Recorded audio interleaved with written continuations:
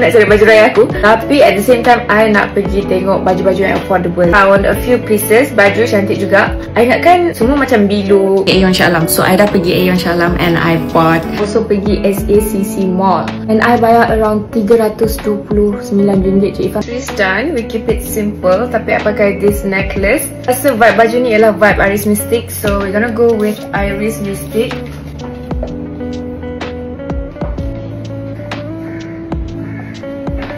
And yeah, let's style this baju. This is the baju. Cantik kan? Dia nampak macam very, berapa ni, style tahun 2000 kan? Not even 90s. Cantik. Ataupun satu kat bawah, ataupun dua-dua dekat bawah. So you think hitam or this one, color grey?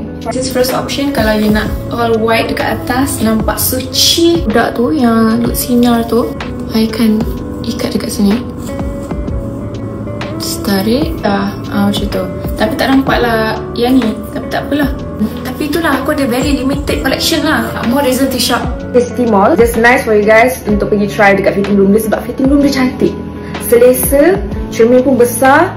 And kalau korang nak buat video kat situ pun boleh. Aku tak tahu kenapa kau nak buat video kat situ, tapi okay, cantik. Kan buat dia as selendang. Chomel. I can go with gold. I can ambil this brooch. You can see tepi dia tu kan, I packkan dengan everything gold. Ataupun bagi tahu korang macam mana. It's the best I can do. Sebab ni I feel you boleh ambil macam ni. Harga RM99 pun dah dapat baju cantik. And material dia selesa, tak panas, jenis cotton if I'm not mistaken. Kurang Kedah.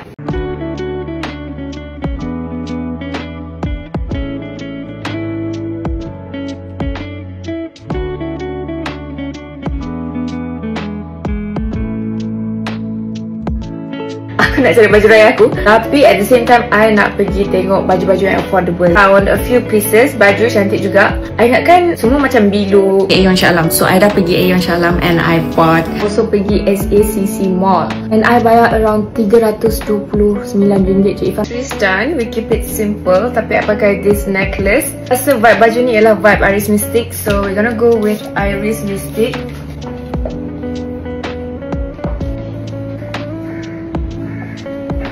And yeah, let's style this baju. This is the baju. Cantik kan? Dia nampak macam very, berapa ni, style tahun 2000 kan? Not even 90s. Cantik. Ataupun satu kat bawah, ataupun dua-dua dekat bawah. So you think hitam or this one, color grey? This first option, kalau you nak all white dekat atas, nampak suci. Budak tu yang duk sinar tu, I akan ikat dekat sini. Tarik macam tu. Tapi tak nampak lah yang ni. Tapi tak apalah. Tapi itulah, aku ada very limited collection lah. More reason to shop ST Mall. Just nice for you guys untuk pergi try dekat fitting room dia, sebab fitting room dia cantik, selesa, cermin pun besar. And kalau korang nak buat video kat situ pun boleh. Aku tak tahu kenapa kau nak buat video kat situ, tapi okay, cantik. Kan buat dia as selendang.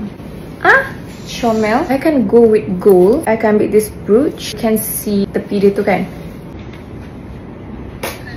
I packkan dengan everything gold. Ataupun bagi tahu korang macam mana. It's the best I can do. Sebab ni I feel you boleh ambil macam ni.